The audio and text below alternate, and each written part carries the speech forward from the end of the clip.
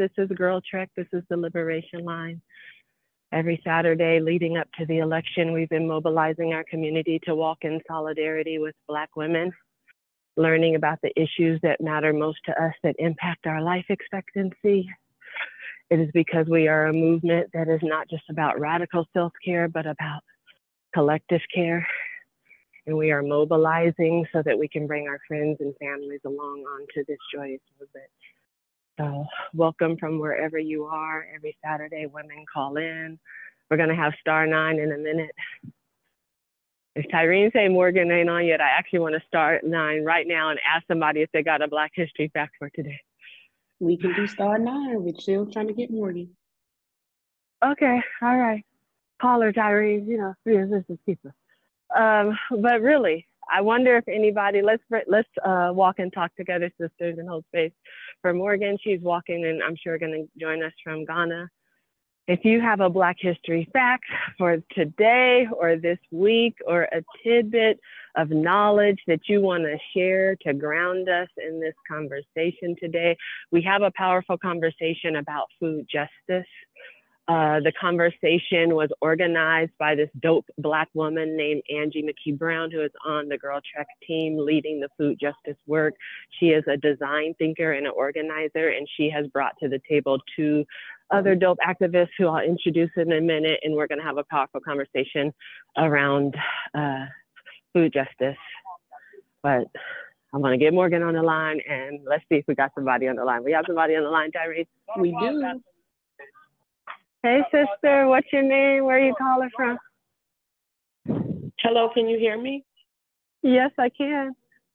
Oh my goodness, you don't know what joy this brings me. Hello, Vanessa, Morgan, I hope you're both on there. This is Janet. Morgan ain't on yet, but there's thousands of women on from all over the country, and they're all excited to hear you. They hear the joy. Yes. Okay, my sisters, I am so glad to be on this call. I am from Palo Alto, California, but I am currently in Valencia, Spain. And it's so nice to be here. It is like, I don't even know, it's in the afternoon, 3:05, their siesta time. And normally I'm at 6 in the morning in California, but I'm here with my daughter who's gonna be studying in Spain for a year, teaching English. I am thrilled to be here. What's your daughter's name? Her name is Naja, N-A-J-A. Oh, tell Naja the whole movement is rooting for her. The whole movement is rooting for you, baby. She's laughing at me because she can't believe I'm on GirlTrek over here in Valencia, Spain. But I am. And, hey, we worldwide, y'all. We global. Let me tell you why this is so powerful. Let me explain to you that the movement is wherever you are, and that it is you showing up and radical self-care for yourself to say, even though I'm here with my daughter, I'm going to tap into this movement. Like, yes, hello, shout out to all of the women. We have women all over the country, so I'm so happy to hear you're in Spain. Yes, feeling good, feeling loved in this community, feeling healthy and walking because of you all. I do my 30 minutes at minimum every day because of you. And every time I get out, I say, this is for me, this is for us, this is for our collective, for health and for joy and for peace in community. So just grateful for y'all. I don't know what else to say. Wait, you got a fact? Do you got a Black History fact for us? A tidbit? Information? Shaking the rump, shaking the shoulders, just feeling great and walking. Okay, I'm happy. Do you have a fact for us? Do you got a fact? Your testimony could just be the fact that you are alive and in Spain, but do you got a Black History fact? Do I have a testimony, you said? No, I said, do you have a Black History fact? A Black History fact? You didn't hear the prompt. It's okay. I like that. We're about to get some more star 9, Tyrene. Give me another person on, and then I'm going to introduce our guest if we don't have Morgan on yet. But yes, okay, I can give you a Black History fact. How about that? Okay, because my daughter has my phone, and I'm not sure what I'm doing Is right she now. Googling? But okay, go ahead. Good morning. Good morning. Hold on. Who is this? What's your name and where are you calling from? Good morning. Can you? Good morning. Good morning. Hold on, y'all. This is like the party line. We're on like the 3-way. when our mamas used to be like, I know y'all ain't on call with them boys right now. So we got all our cousins on the line. Hold on. Tyree, how many people I got on the line? We have 2 callers. Okay. So my sister in Spain, tell me your name one more time. Hi, my name is Janice Jones Mitchell. That's right, Janice. Janice, I was telling you that I thought you were raising your hand to come on the line because you had a Black History fact, but more importantly, you had so much joy in your voice and you were sharing the joy of being there in Spain, which demonstrates that the movement is global. So that was the information that we needed to start this call. I just want to thank you for your testimony, sister. Thank you, my queens. Thank you so much. And ready for the next caller. I am grateful. Me too. Now, new sister, what is your name and where are you walking at or calling from? Good morning. Can you guys hear me? Yes, I can. This is Vanessa. All right, wonderful. This is Dr. Adrienne M. Tony. I'm calling from Camden, Arkansas, headed to El Dorado, Arkansas, doing our annual 5K. I am the great-granddaughter of the first African-American female mayor in the state of Arkansas, a little town called Mitchellville. We are keeping her legacy alive. Longevity. I am 53 What's her name? What's her name? Mayor Emily Rose Bowings. And here's the real significant part about that is in this little town of Mitchellville, she helped the then candidate-elect Bill Clinton to win all of the votes in that region. And he named her in his book, My Life. She worked with Mrs. Daisy Bates, Mrs. Daisy Gadsden Bates. And about 25 years later, I came back to the state of Arkansas, bought land, got engaged, and I was actually appointed to the Daisy Gadsden Bates committee by the governor of the state of Arkansas. Totally separate and apart. My life has went 360. So I'm just so grateful, and God bless you all. Keep walking, exercise your body, exercise your faith, and eat the word of God. That's the best diet for anybody. Oh, wait, can you let us know how we can support you? Could you send us an email with your information so that we can know how we can support the work that you're doing there in Arkansas? Sure. Of course. Yes, just send it. I would love to. Okay, send it to Vanessa@GirlTrek.org. All right. God bless you all. Have a great day and celebrate life.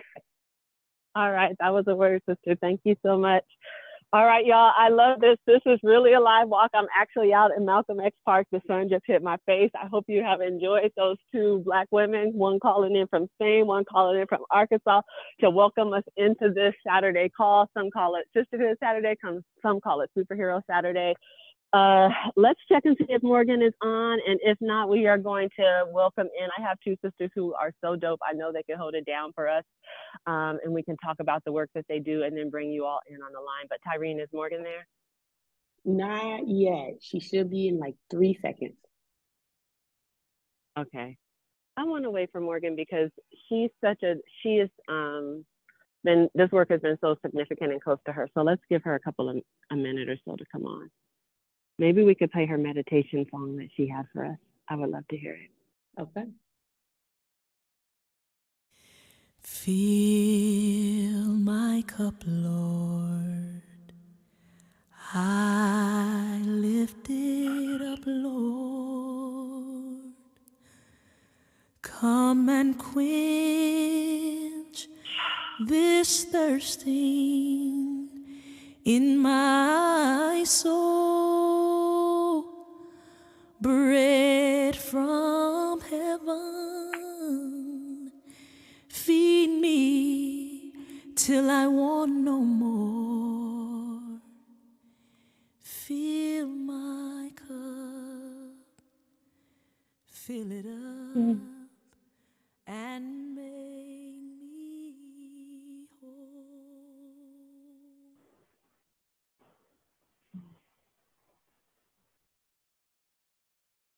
That was so nice. I don't know if Morgan is on or not. But I am going to take the opportunity because I want to give this conversation the space that it needs. I'm going to take the opportunity to introduce two guests and have them lead us through a conversation where first we get educated. I started earlier on this call by saying, wait, Morgan, is that you? Yes, she's on now. Hallelujah. Morgan. I'm here. How are you? Oh, it's good to hear your voice. I'm good. We've been walking. We had two members come on the line and play co-host, girl. It was good.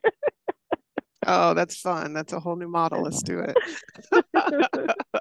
Let's do it. Let's do it. Hi, everybody. We missed you though, and I'm so happy you came on exactly when you came on because I was just getting ready to ground people in the fact that we're getting ready to talk about food justice, and I was saying how this work is so close to you, and I wanted you to talk about Angie, and then I was going to make a joke that first of all, I was leading a walk on the High Line on Sunday, and I was telling the people that it was full of horticulture, and I don't think that was the right word, but you know how sometimes I've been using the wrong word in the right times, and then I was thinking I'd just be saying it with confidence, and then I was like, you know what, y'all, I don't even know what horticulture means. I had to confess, I was like, I'm just out here pretending like I know when I don't know as much as I said. But then Angie sent this dope one pager to prepare for today's call. She even put definitions in there, and she put horticulture in there because Abra Lee, who's one of the women who's going to be joining us, is a horticulturalist. So I was like, ooh, I'm so excited to actually talk to a real life Black woman horticulturalist. And we're also going to talk to Karen Washington, who's been doing some dope work in New York. But first, I wanted you to get an opportunity to just talk about food justice as it relates to GirlTrek and your vision and Angie's vision and all of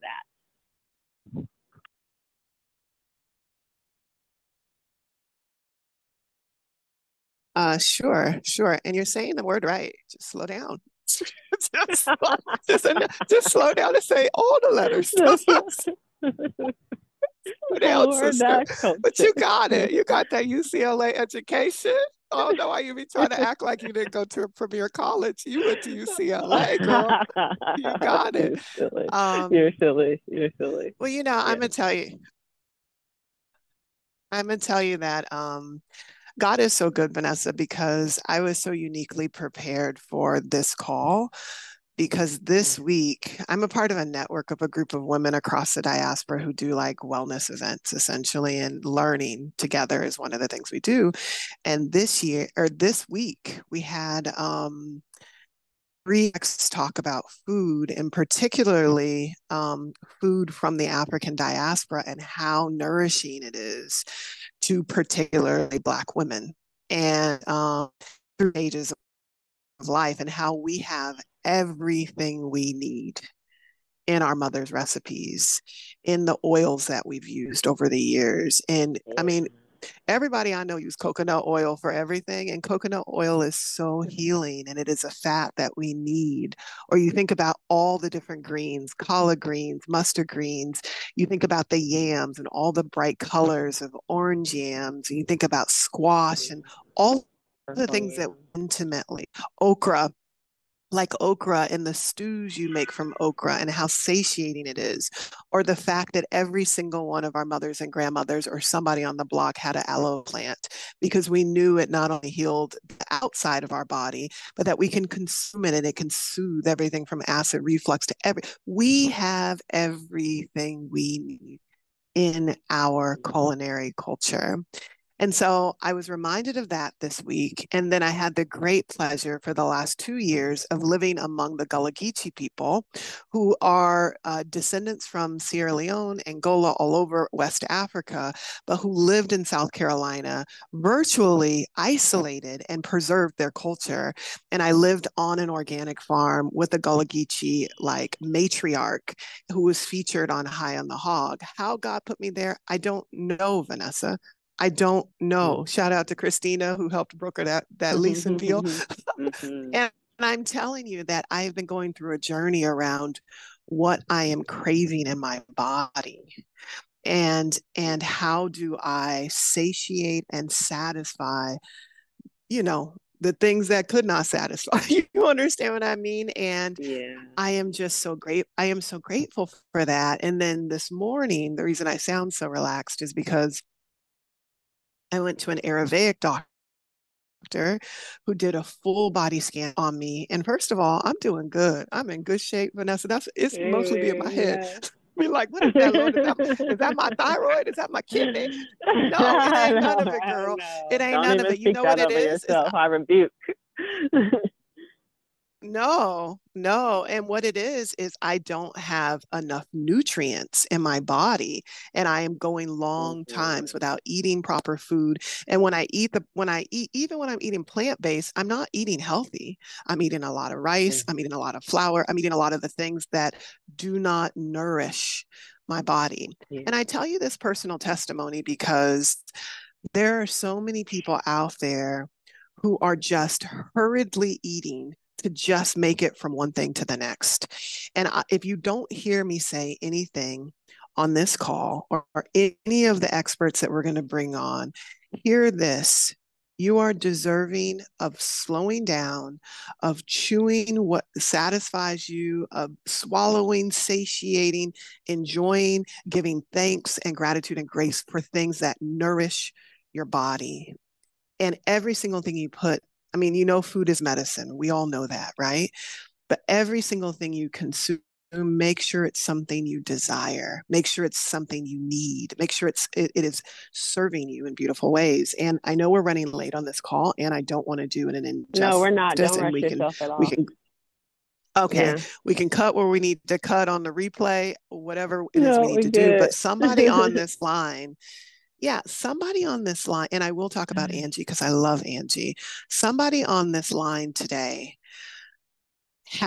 is craving in a deep place something that they are trying to fill with food and empty calories and sugar and soda and alcohol and all of the things that we are pouring into our bodies. We are really looking for something else. And that's the first thing, is figuring out what we are emotionally hungry for and spiritually hungry for. And I was preparing for this call, Vanessa, and I was wondering, I was going to call you, but I was like, nope, save it for the air because I really want to know this and I really want to know your answer. Have you ever heard of the concept, a hungry ghost? It's like a Buddhist concept. Have you heard of this? Oh, I'm so excited because I had not either. But probably like 3 months ago, I was reading a book, a Thich Nhat Hanh book. I read one every month because that man, he was training the monks and he had it all. It's so simple, I can understand it. But he introduced this concept, and I was going through a really difficult, like personal and emotional time in my life with the people that I love. And he introduced this concept of a hungry ghost.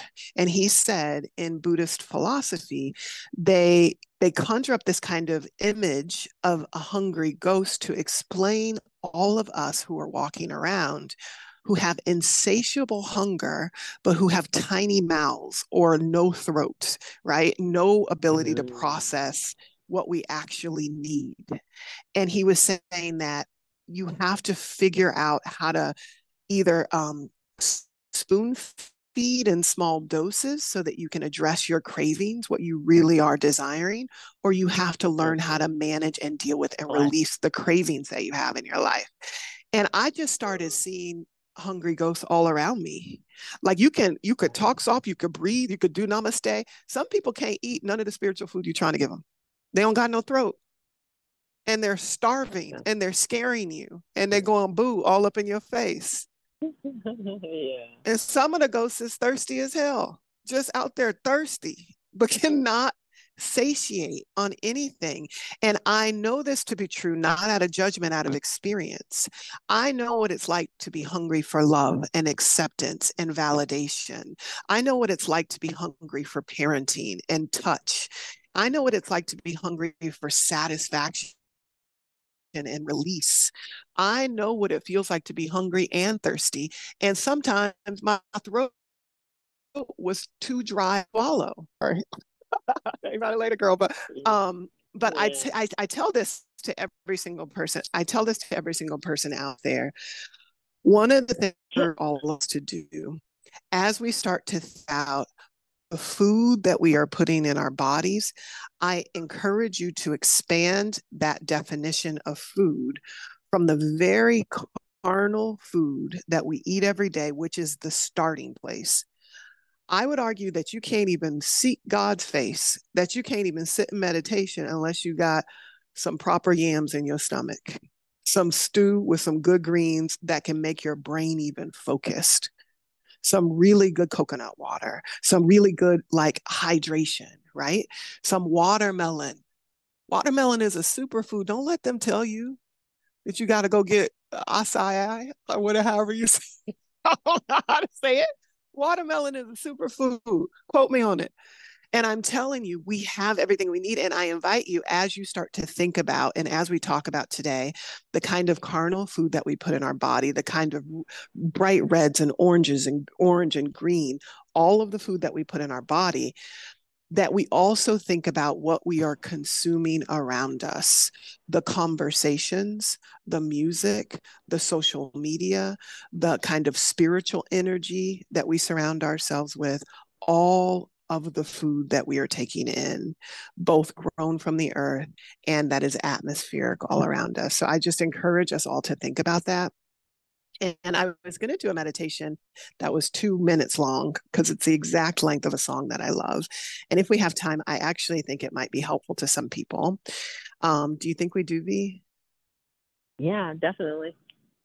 Okay, perfect. Thank you. So I was inspired by the food pyramid, and I was thinking we're going to talk all about food, like get your hands in the dirt, food. And we are going to talk about it for the bulk of this time together. And if you think about the food pyramid, which I invite our guests who I hope are listening in to tell us about, should we be paying attention to it? Should we not be paying attention to it? I want you to think about that kind of hierarchy pyramid, that triangle. And if you think about your hierarchy of needs of what you are craving in your life, and let's just reduce it to the realm of love, right? Many of you on this call have heard that I firmly believe that God is love. I firmly believe that God is love and that the enemy is anything that distracts you, fear, insecurity, pain, all that kind of stuff, but that God is love. So if we think about just in the realm of love, and the song I'm going to play is religious, and if that's triggering for you, consider it love. Consider it love, not dogma, not religiosity, not Christianity that enslaved us. Think about it as love. And if you have a love pyramid of what you are craving, what is at the base of that pyramid around what you are craving? And I really encourage you to think about what is holding that pyramid up, because I promise you, we cannot even slow down our appetite to eat the right food if we are trying to fill our love gaps with popcorn, ice cream, and Coca-Cola. Those are drugs. And I promise you, you cannot fill it up, what you are missing and what you are craving. We are all in some degrees hungry ghosts, trying to like fill ourselves with things that will not satisfy, right? And so I encourage you to picture your pyramid, and we'll just take a quick inhale and exhale. And one of my favorite breathing techniques is called a box breath. So I invite you to inhale 4 counts with me. So inhale, 1, 2, 3, 4. Now you're going to hold that inhale, 2, 3, 4, and then you're going to exhale slowly, 2, 3, 4, and you're going to hold that exhale, 2, 3, 4. Let's repeat. Inhale slowly, 2, 3, 4. Keep inhaling and stop. 2, 3, 4, and exhale slowly. 3, 4, and hold. 2, 3, 4. Last one. Inhale, 2, 3, 4, and hold your breath here. And exhale, 2, 3, 4, and hold your breath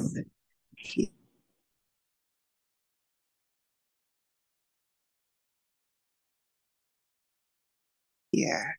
Closing your eyes if you can, not if you're all of it. Physical touch. Is it companionship? Is it self-love? Is it words of affirmation? Is it self-talk? Is it rest? Is it restoration? Is it forgiveness? Think about what's in your pyramid that you crave. Is it worthiness? Is it success? Is it achievement? Is it accolades? What is at the bottom of your pyramid holding it together? And as you continue to breathe, we are going to listen to this short song, and then we are going to invite our guests on the line, starting with Karen. So we're going to listen to this song. Just promise me that you will breathe and you will ask yourself, what are you craving from love? What are you craving from love? Go ahead, T. Let's play the song. Continue to breathe. Fill my cup, Lord. I lift it up, Lord. Come and quench this thirsting in my soul. Bread from heaven, feed me till I want no more. Fill my cup, fill it up, and make me whole.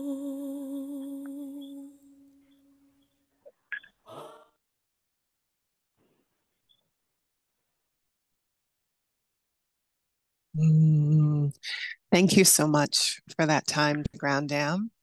Today, we have two of the foremost experts in the country, two Black women who are leading thinkers and activists around food sovereignty. I am so grateful that they are a part of our network. I am so grateful that 1 million Black women are walking in solidarity with them. And I am so grateful for one of those million. And her name is Angie. And Angie works for the GirlTrek team and is leading our food justice initiatives. And she's one of the brightest people I've ever met, and has one of the biggest, brightest hearts that I've ever experienced. And you need both to work in food because there's such deep injustice. And when I first met Angie, I knew that she was very instrumental in starting a food movement all across California that went across the world, which was called Edible Schoolyards, where she converted schoolyards at scale into edible gardens. And when I had the opportunity to meet her, I was kind of blushing and excited and like, look at this smart Black girl.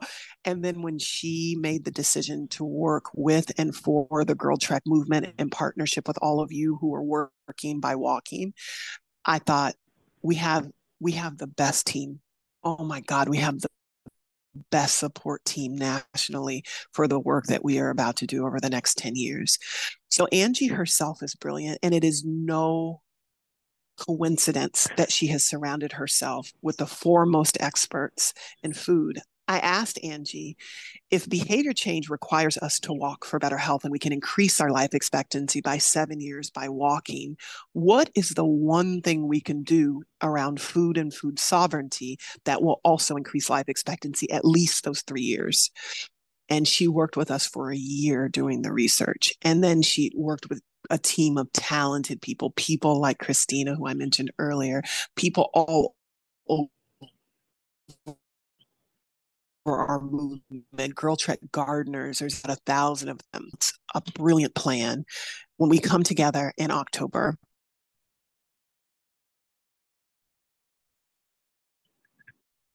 Uh-oh, Morgan, you're broken up.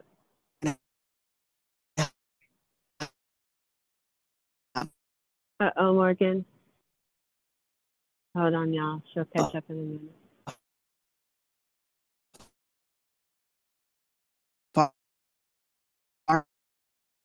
Farmers market. Morgan.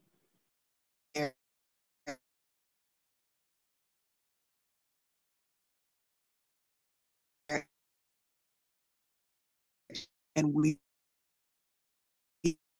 have the fortitude, y'all, to keep walking through this glitch in the matrix. Don't worry. Morgan.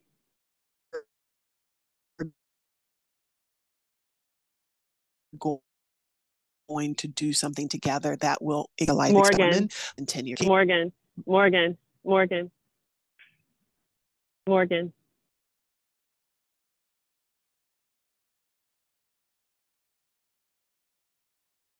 We lost M. Okay, y'all. Okay, y'all. The Matrix lost M. It's okay. It's okay. She was saying something really beautiful about Angie and the food justice work. And what she was saying at the end, I actually want to make sure I repeat because it might be the most important part, which is that Angie worked with the GirlTrek Gardeners, which is about 1,000 women who have been organizing in the movement over the past couple of years, leading an on-the-ground garden movement in their own backyards, in their own neighborhoods, sharing strategies and really doing it under the umbrella of GirlTrek Sisterhood. So I just wanted to re-shout out the GirlTrek Gardeners in case anybody didn't hear that part. And then now I actually think we have Karen on with us, and Morgan might be back as well. Morgan, are you back? Not yet. Morgan. Okay, it's Hi, okay. Karen, I'm are you on. there? Yes, I am. Hi, Karen. Can you hear me? How are you? I'm Yes, doing I fine. can hear you. Sister, sorry about that. Morgan is in West Africa, so we make these calls live. And every woman who is calling in, and there are thousands right now on the call, are across the world walking themselves, most of them. It's a beautiful sisterhood. We've been walking every Saturday in solidarity, and I'm so happy to have you here for a couple of reasons. First of all, I would like to read your actual bio because this is where we have to give space for the genius that is Black women and the ways in which we bring our cultural knowledge and understanding to bear in the organizing strategy. So I just want to read your bio. Karen Washington brings produce from Black farmers into New York City to boost access to healthy food and expand economic opportunity. Karen Washington sees food, specifically farming, as essential for racial justice. For 4 decades, she's worked at the nexus of the two, turning an empty lot in the Bronx, New York, into a community garden called the Garden of Happiness. While organizing for better housing and safer streets, Washington has also established many food-related organizations, from the La Familia Verde Farmers Market to the Black Urban Growers, to the Black Farmers and Urban Gardeners National Conference, to the Black Farmer Fund. He's also coined the term food apartheid, and I want to start there, Karen. Welcome to this call. Welcome to the GirlTrek Sisterhood. When Angie said that we were going to have the opportunity to talk to you, I was grateful because these are terms that are so genuinely over my head, both food apartheid and food sovereignty. And I wonder if you could break it down for those of us so that we can understand how we can be in the movement more instead of outside of the movement, which is how I personally feel as someone who feels not even competent enough yet to get my garden together on my balcony. Yes, thank you so much for having me. So let me sort of break it down into 3 pillars. First, let's talk about the term food justice that people use. And I tell people who use the food justice that it is a movement, because for me, the definition of food justice is to transform the food system, to eliminate some of the social injustices and disparities we often see. And so if you look at the word transformation, that means that it's a movement. And if you're doing food justice work, that means that you have to be participating and doing the social injustices that we see along race, along land, along gender, all those types of things. So that's food justice. The second is food sovereignty. And I want to give props to the people who started the food sovereignty movement, who were La Via Campesina. These were peasants in the southern global south, in South America, who stood up to retain their sovereignty. What does that mean? That they had the ability to want to own their own land, to govern their own self, to be self-sufficient, to be self-reliant, to control their own system of food that is culturally appropriate. So when we talk about food sovereignty, it's resistance, it's resolve, it's self-governance, it's self-reliance. And so the third thing is food apartheid. And I coined that term food apartheid because people were telling me that I lived in the desert. They use the term food desert. And for me, food desert is a location, and I don't live in a desert. And then they start using the term, well, it's not food desert, it's food swamp. It's not food swamp, it's food mirage. And I said, wait a second, y'all. In my neighborhood, we have food. We have the junk food, the processed food, the fast food. What we don't have are healthy food options.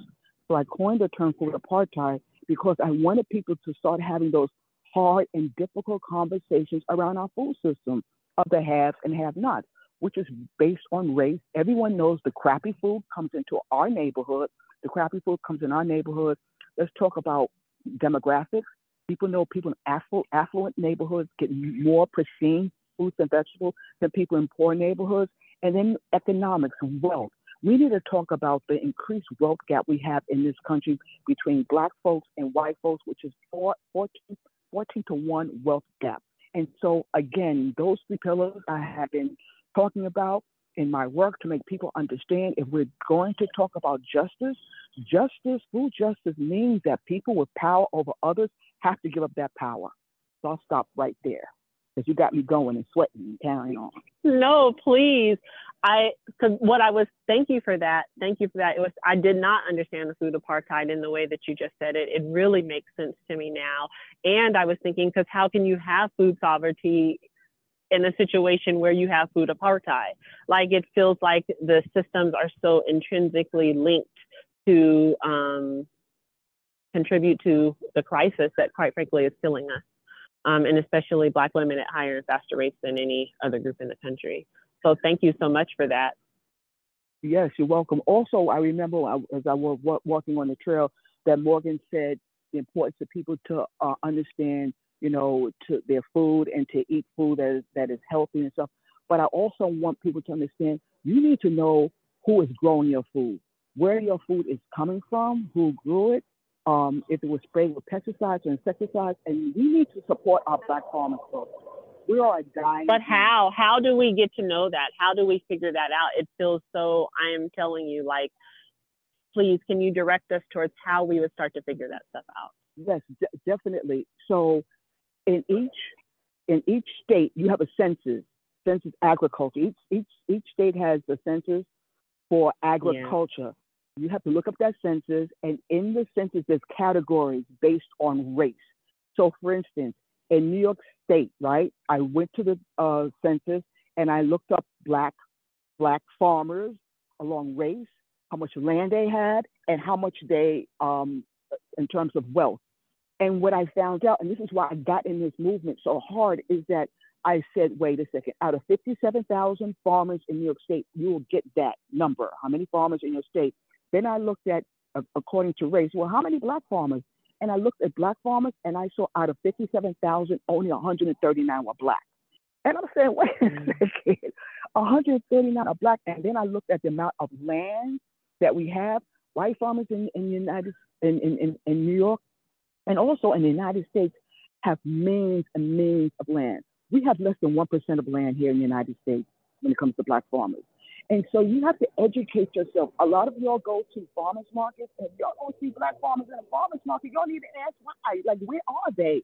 You know what I'm saying? You have to be proactive instead of reactive. And just don't sit on your heels and start asking those hard questions.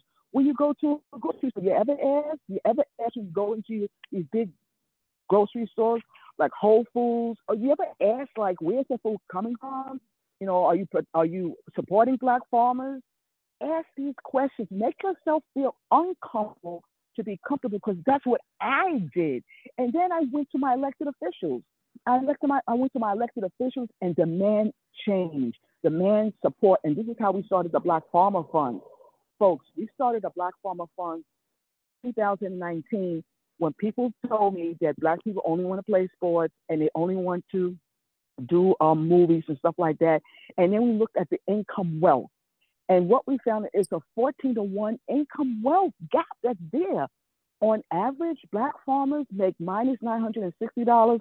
White farmers make over $40,000. And no one talks about that. So we took it upon ourselves to tell our story. It's important, y'all.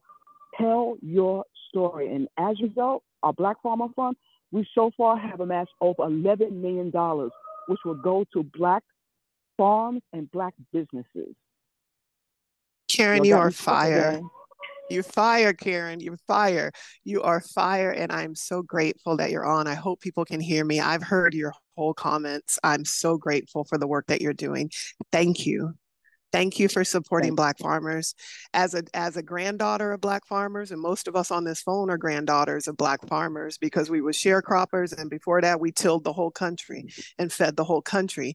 And you're right to use the word apartheid because it was systematically taken from us. I'm from Mississippi, and it was like 80% Black farmers that went down to like 3%, 5%, something. Go back and listen to that Fannie Lou Hamer episode that we did. It was a systematic divestment of land and terror used in order to get Black people off of their land. And you are absolutely right. So thank you for doing the work of our forefathers and foremothers.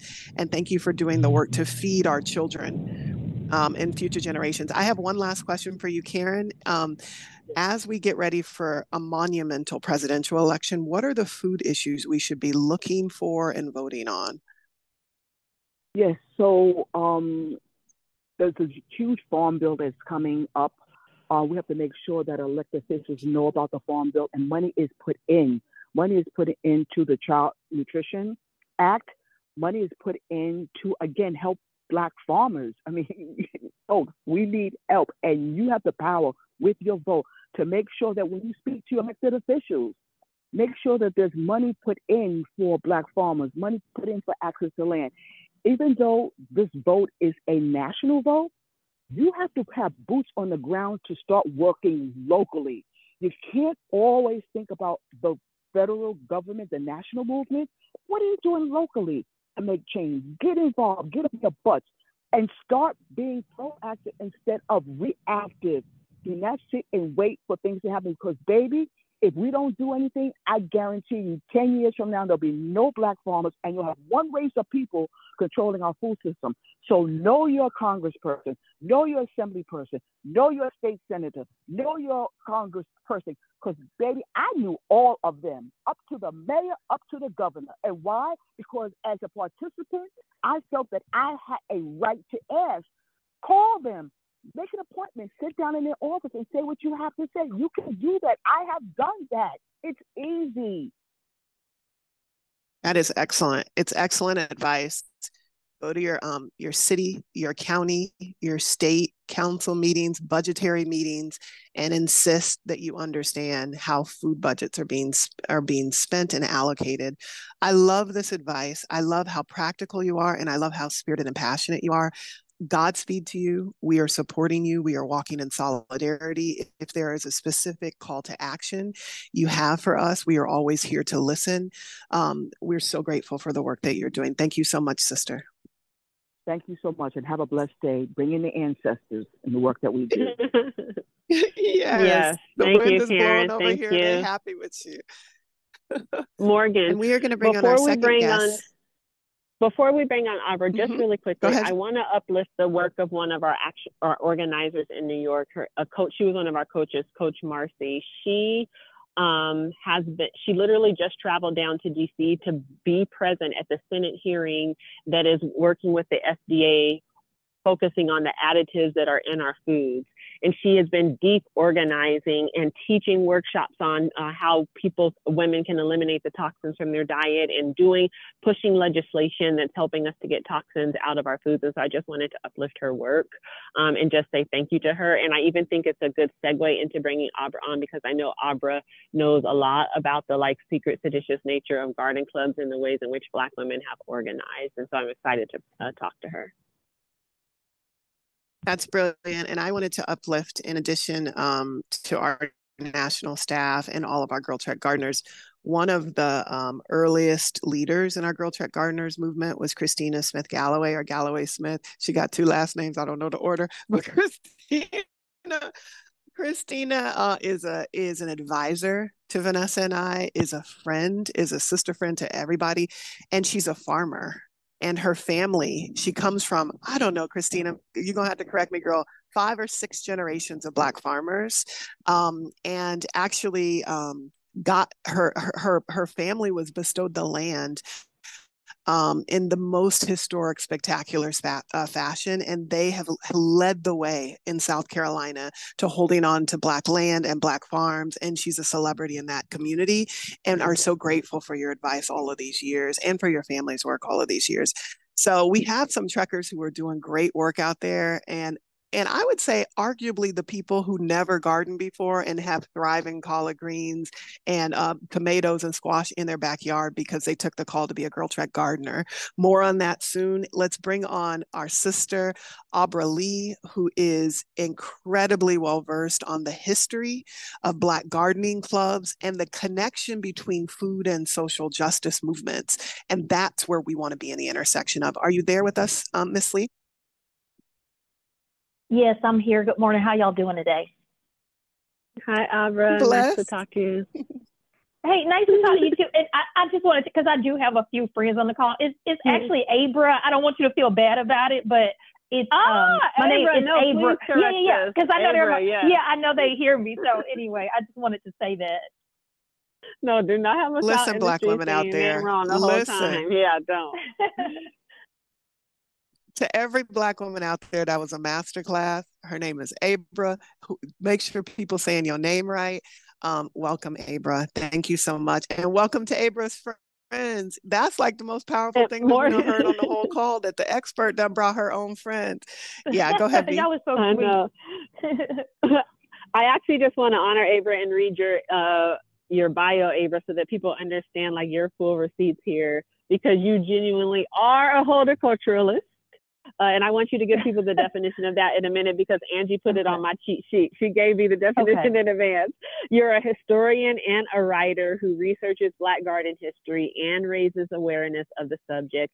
You have a book, Conquer the Soil, Black America and the Untold Stories of Our Country's Gardeners, Farmers, and Growers, that's set to be released in 2026. We're so happy to get to talk to you in advance of that. Oh, thank you so much. Yeah, I'm excited. I'm currently working on that, and I can't wait for y'all to be able to read it and just see some of the amazing things our ancestors were doing with horticulture, farming certainly, and so many other things like flower farmers and being entomological insect artists, or being landscape architects of the past, and entrepreneurs and floral artists. So it's exciting to be able to work on that project. Can you explain what a horticultural word is that goes slow? And horticulture. Yeah, I feel so yes, technically I'm on that. I feel phony saying that, and I'll explain. So anyway, back to just what horticulture is. It essentially means to cultivate a garden. Hortus meaning garden, and then culture meaning cultivate in Latin. So when I believe it was Vanessa was saying, I'm seeing horticulture on the, not Beltline, I'm in Atlanta, so we say it's a Beltline here, but I can't remember what the High Line. You're right, yeah. It literally just means to cultivate a garden, and it's pretty much looking at the art and science of growing plants. So that could be flowers, that could be peanuts, that could be peach trees. So that's all it is. The art and science of growing plants. What I do add through the work I do, because spirituality, however you define that for Black people, has always been so important. I do look at horticulture as the art, science, and spirit of your relationship with plants, because it's very, very spiritual for us. And as far as my background as a horticulturist, the reason I say I feel phony is because I do have a formal degree in horticulture. I majored in ornamental horticulture, so the decorative side, the ornamentation, the beauty, the razzle dazzle, if you will, of plants at Auburn University in their College of Agriculture.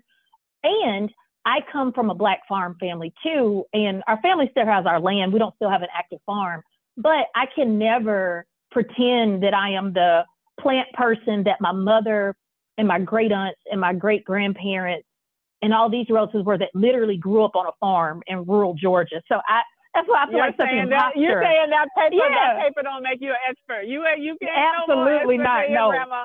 The paper don't make you an expert. We get your grandma like I don't know what they taught you in that school, but and with respect to my professors, but the elders on that farm ran circles around these PhDs, and that is not me throwing PhDs under the bus. It's just they lived it. They were living it. They weren't just studying. A horticulturalist. Everybody be growing them vines off the curtains. But me. Yes. Can you talk to us about the Negro Garden Clubs? Sure.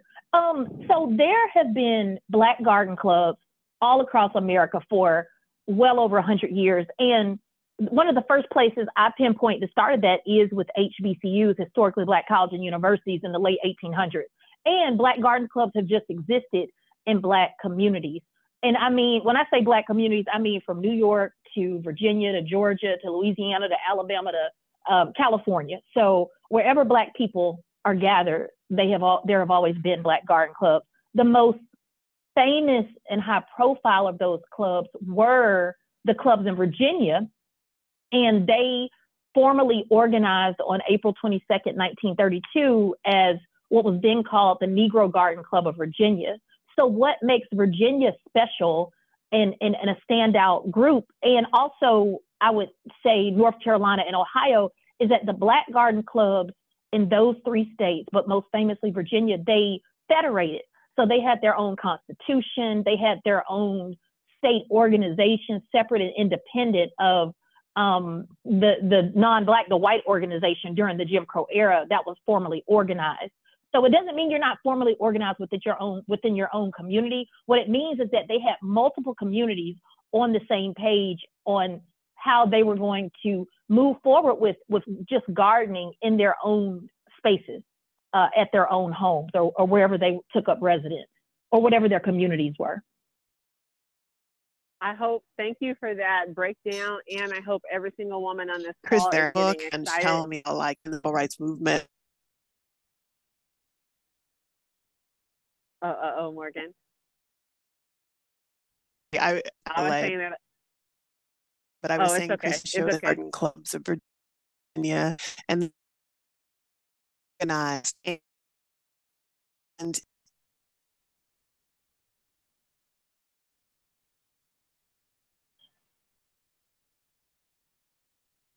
go ahead, V. I think I'm breaking up, so go ahead. Oh, it's okay. Y'all, grace to everybody. We out here walking. That's what the movement looks like. Sometimes the service has to be a little bit spotty. That's all. And I was actually saying, I hope that everybody is getting excited by what you were saying, because in Friday's email, when we will share the recording from this call, we are also going to share a link where you can actually become one of the first to help us plant new seeds and a new vision that that Angie and the GirlTrek gardeners and everybody has been working on. And so stay tuned for Friday's email, because inspired by this vision, we are thinking about how do we bring that work to our communities now. And I personally, I'm not even joking, I am walking right now to the Ace Hardware, because my little balcony this weekend, I want y'all to follow my Instagram. It is going to transform. I am a horticulturalist. Thank you for giving me the power to know that I am it in my own spirit. It comes from my ancestors. They have the skills, so I should not feel intimidated. No, there's some things in our community that we feel intimidated by. And it's like, if you didn't especially grow up, say, with a grandma or a mom in the household to like pass down certain things. And I know this because I didn't grow up with my mom. Like, there were certain things that I didn't get. And I just say that, like, for the women who didn't get it, we could still get it. I used to feel that way about like braiding hair. And then it's like, I couldn't cook no biscuits. But now, y'all, I got all those things under wrap. Like, I could do my hair. But there's always a time for us to gain these skills and to gain the confidence. So I just love what you said, both about the garden club, but also about your own career and your own understanding, and what you were saying about the spirituality of what you understand this work to be. And I wonder if you can't speak to that for a minute before we're going to open up, y'all. And at least we had two women who come on at the beginning, but we'll still let *9 and bring your voices in. Maybe you got a garden, maybe you got something growing in your own life to close it out. But before we do that, I just want to know if you could speak to the spirituality of your work and your belief around your work. Yes, I speak to that because spirituality, God, comes up a lot when I and others like me, scholars of Black garden history, do that research. And I think about the garden club in Virginia, and this was a garden club that is overwhelmingly Black women by the tens of thousands. And there's also children's clubs and clubs with Black men and clubs that are co-ed. And I say that because God, I think earlier it might have been Morgan or you, Vanessa, that talked about you are enough, you have enough, working with what you have. You know, them talking about feeling closer to the land through the spirit and meaning their own land and not necessarily a huge acreage of farm, but whatever plot they had, it could have just been a log cabin through plants. So when you're having, or when you've had a formal horticulture education like me, spirit does not come up at all. And that's just not historically accurate when you're dealing with Black gardening in America, which is part of American garden history. So I think we have to get comfortable saying, hey, there's a spiritual part of this for me. If you're a spiritual person, and acknowledging that it's not something that's always going to have some explanation that has, 5 citations to make it legit by a academic paper. It is what it is.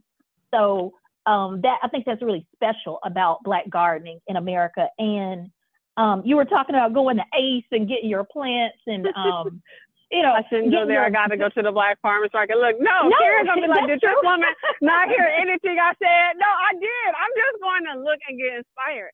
And then I am going to go find me some Black farmers out in Maryland and Virginia. So I just want to let you know I'm tracking with the conversation. Well, and I would argue, I think about the ACE Hardware. I live in Southwest Atlanta in a Black, I live in the home I grew up in a Black community. But when I say this, you brought up ACE, the ACE Hardware, when I was living in North Druid Hills part of Atlanta, it was owned by a Black person. So it may be a Black-owned ACE Hardware, you don't know. Okay. But I'm going to ask the question and make myself uncomfortable like Karen asked me to do, because that's really what she's saying, is for us to have more provocation ourselves around our own decision-making and have more agency if we really want to talk about the legacy. So I really believe what she's saying, and I am going to find out about this ACE Hardware. Yes, Karen is, I took so many notes for what she talked about. And so 2 things I wanted to say with the plants, even with your experience with ACE Hardware today, perhaps you even have, obviously you have many million Black friends. We have a long history and a strong history with pass along plants, just sharing plants with each other. And I think about this amaryllis that blooms in my backyard. Yes. Yeah, and my mama, you did? Yeah, and shout out to my friend Janine, who gifted me some plants from her parents after they had passed away. And then now I've gifted some of parts of that plant to some other folks in the neighborhood, and it's grown. And it's so nice when I now go into a space and see that plant growing there. So Yes. And even the spirituality behind that and that person living on, through those plants that gifted them to you. And I also want us to be comfortable with getting in where we fit in, where every Black person, it may be a struggle for you to grow tomatoes or eggplants. You may be a tree girly and arboriculture, meaning the culture of trees, the gardening of trees is your thing, or you may be a rosarian, or you may be an insect person. So there's not just one way only for you to find your way in the garden space. You got to figure out what that is. It may be pressed flowers. Maybe you're not a container gardener on the balcony. Maybe you just literally love to press flowers and stick them in a letter and mail them to your friends just to say hello. So there's literally, just like food, it's infinite ways that you can find your place in the garden world and find that club that's for you. I love this. And I love, there's something about your voice that reminds me of the joy of the very first woman who came on this call. So it feels full circle. To stop here just to say thank you so much. I love thinking about like what type of garden girly am I, and like really exploring my creative side. I appreciate you for the inspiration and for the knowledge and for the work you do. We're gonna, y'all, Morgan, are you back? I'm here. This has been such a great episode. I'm over I here know, I'm taking smiling. copious notes. I'm passing on plants. I'm a tree girly. I'm all kinds of stuff. I was just like, this is so rich. It's so rich. And all of the women who started the Negro Garden Club would be so proud of us. And Abra and Karen, I hope that you all stay involved as we become a federation of gardeners and we become a federation of food activists across our network. I hope that you continue to advise us, continue to pray for us, and continue to dig into the soil with us. So this is going to be fun. This is just the beginning, everyone. All right, y'all. We're going to let that be our last word of this day because y'all was like, we had over 60 minutes of walking. I know, look, I'm talking to myself. We want to wrap up. So I'm going to thank everybody for coming. I'm going to thank you, Morgan, for walking with me this Saturday. It's been a pleasure. Thank you, Tyreen. It's been a pleasure. We will be back here next Saturday. We are having a powerful conversation next Saturday that will be in support of a movement and organization called UGIMA, which supports women who have been impacted by domestic violence. Please check the email that went out last night. If you want to stand in solidarity with UGIMA this week, you can walk 3.1 miles, a 5K, and a partner of ours, Allstate, is going to donate to the cause. So more of the details are in the email. Please check it out, yeah. You got anything else, Morgan, before we say bye? We lost, Morgan. All right, that's it. Wrap us up, Tyree. And